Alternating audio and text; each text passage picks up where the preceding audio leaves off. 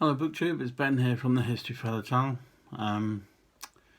First of all, happy bonfire night if you celebrate it. I know most of my viewers are from America, so you might not. It's the bonfire night or Guy Fawkes night, whatever you want to call it. It's the anniversary of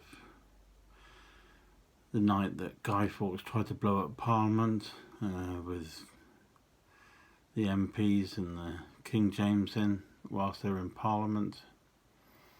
He was captured with a load of barrels of gunpowder that he'd managed to get under the Houses of Parliament, and he was going to try and blow it up, which would have pretty much killed everyone inside if he hadn't have been discovered. But he was eventually caught,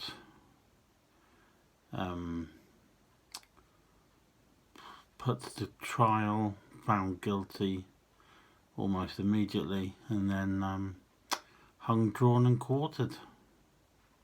So it's the anniversary of that. So we, in the UK here, we celebrate bonfire night every year on the 5th of November.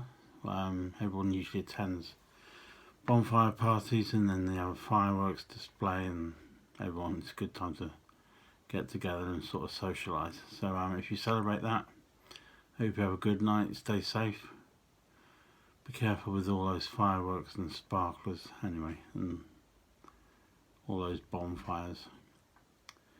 Right, I've had a book haul yesterday from Pen and Sword Books. I've got 6 books. And then I've also got 2 that have arrived this morning from Amberley Publishing. So I'm going to show you those all now. Oh, and before I start, I've got I thought I'd reveal my favourite ever history podcast.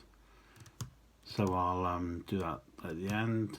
And I've also found some humorous or some YouTube videos that people might find interesting, especially if you're into like British history or you like the Tower of London sort of thing. So I'll let you know them at the end.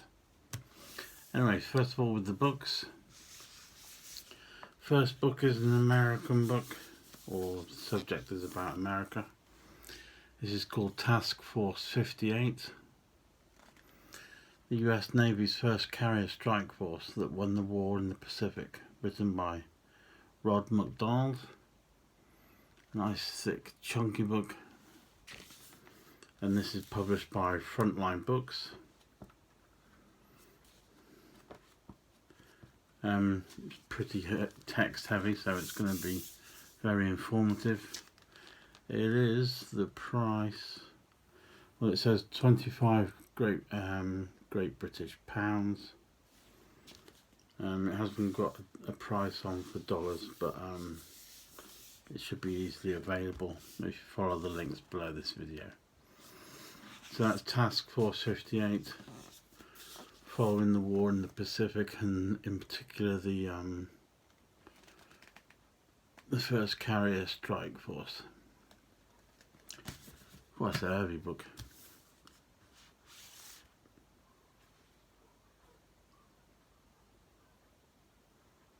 Let me just pause for a moment. I can hear a load of dogs. Actually, I think all the cats are in, so we should be alright. Right, the next book is one of those images of war type books, published by Pen and Sword Books. This one's Aras, or Aras, however you want to pronounce it. Different people pronounce it different ways. It's Aras, the Third Ypres, and Cambrai. It looks at Germany in the Great War, in those particular battles. And the good thing about these books is all the photography that you get on the inside.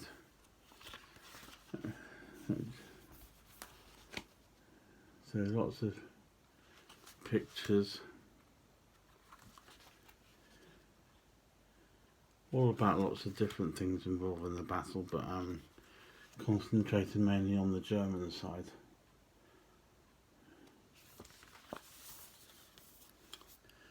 So that's the second one. Then we have, I'm really looking forward to this one, because this is the badges of the regular infantry, 1914 to 1918, written by David Bilton. And as it says, really, it's all the it's got every army infantry battalion or regiment in here, and all the badges that are concerned with each particular one. And also you get a potted, like a select history of each regiment as well, and all their colours and badges, and some fantastic photos. And this will probably be well worth a book review, which will probably be coming up in a couple of weeks. The next one's a similar book, only this is a much more chunkier and more in-depth look. This is the Newcastle Commercials. Looking at the 16th Battalion, Northumberland Fusiliers in the Great War, written by Ian S. Johnson, and that's published by Pen and Sword Books.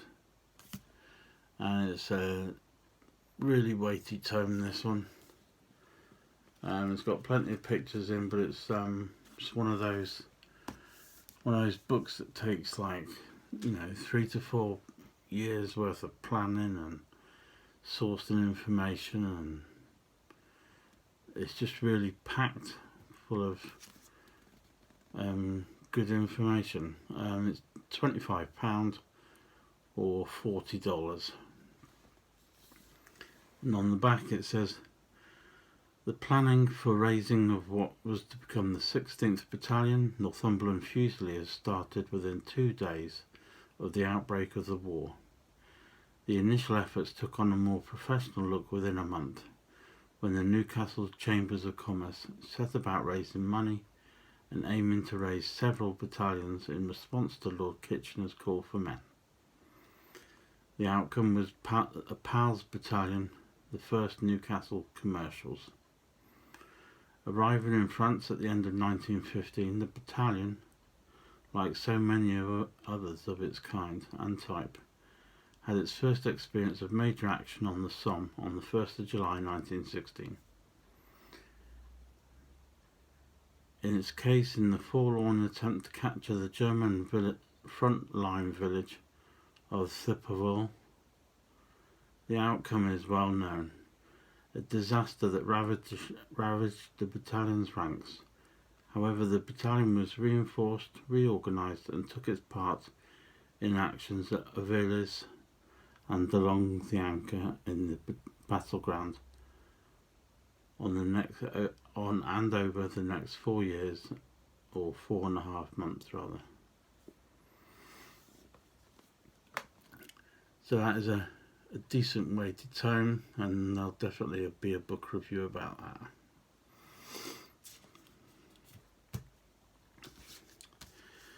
The next book is about the FA Cup, the early years of the FA Cup, how the British Army helped establish the world's first football tournament, written by James W. Bancroft,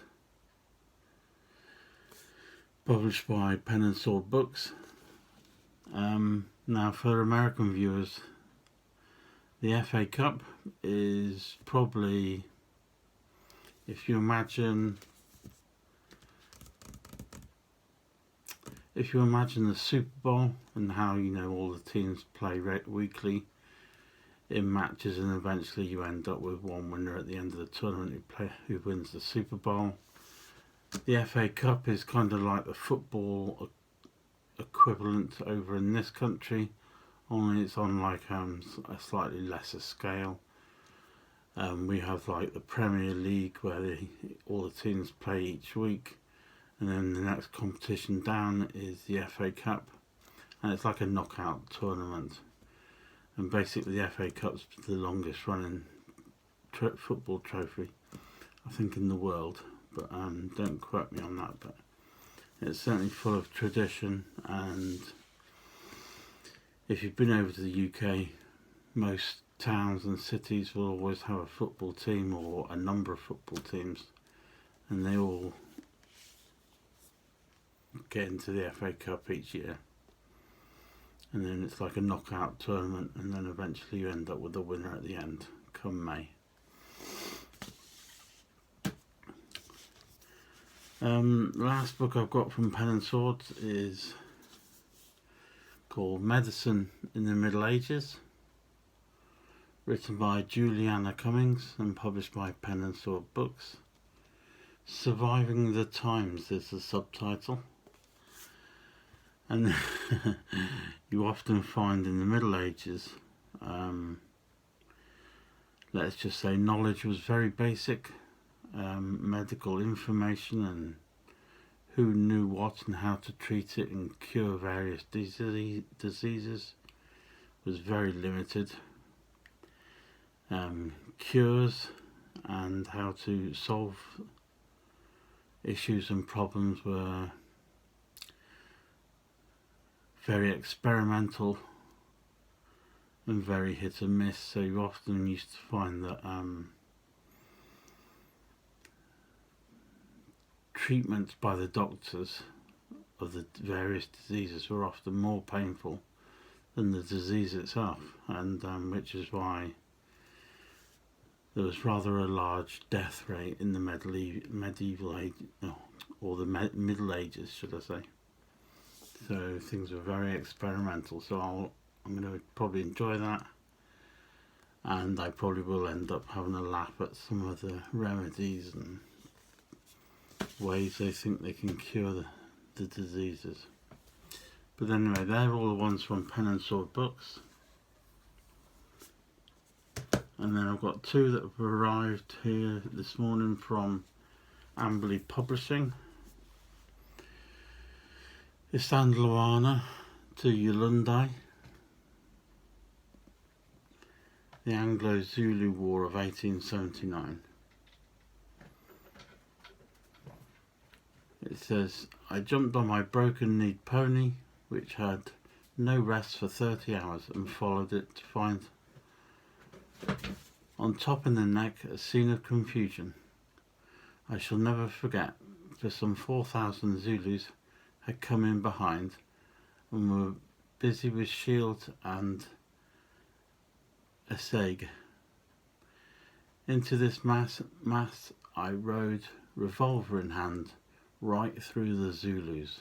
And that's a quote from Horace Smith Dorrian.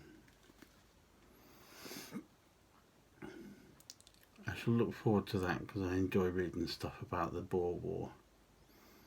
And that's, if I didn't mention it already, written by Chris Schumann and published by Amberley Publishing. Right, as you might have just heard a little commotion, the cat did manage to get in the room, but luckily he's quiet under the table for the moment. And the last book is The Escape of Jack the Ripper. The full truth about the cover-up and his flight from justice. And that's written by Jonathan Hainsworth. And the back of this little paperback says, for nearly 100 years the question has repeatedly been asked, who was Jack the Ripper? The real question that should be answered, however, is why? Why were 5 poor defenceless women savagely murdered in the slums of Whitechapel in the autumn of 1888? Credible Victorian sources, including an old Etonian police chief, a famous writer on true crime, a Conservative MP, and most incriminatingly, members of the killer's own family, knew that Jack the Ripper was Montague John Druitt. He escaped earthly justice by drowning himself in the Thames. This book answers the question of why in 1888 Druitt, a barrister, part-time teacher and first-class cricketer, killed and mutilated women driven into prostitution through social neglect. And you often find with Jack the Ripper, or the Jack the Ripper story, it's full of endless speculation about who did what and who was behind it and who was the murderer. A bit like it's a bit like the murder of JFK, where you've got various subplots and who did this and who did that, and in the end I'm not sure you ever find out who did what. But anyway, that's that. Those two are from Amberley Publishing. Two excellent books there, and certainly some good ones from Pen and Sword Books. If you hear the cat, just ignore it. It's just my cat Marmite. The video hasn't got long now, so I shall let you know. The YouTube videos I wanted to show you, and I'm going to put a link to all of them below this video, involve a man called Billy Beefeater. He used to be like a tour guide at the Tower of London, and they're just fantastic. There's loads of information about the Tower of London, also things like Henry VIII and basic castle engineering, how the tower was built, how the surrounding castles and towers came about and that sort of thing, and it's really interesting. Take a look. You'll be well informed, and you'll find he's quite humorous as well. I'll leave the links below to those videos below this video. I'm currently in competition with the cat, who I'll go and kick in a minute. I obviously won't kick the cat, but I'll just get this last thing in. The best history podcast I know of that I wanted to let you know about is called American Elections. It's called The Wicked Game, and it basically follows all the presidential election run-ups in each election, from the very first to the last one that we had with Trump and Biden.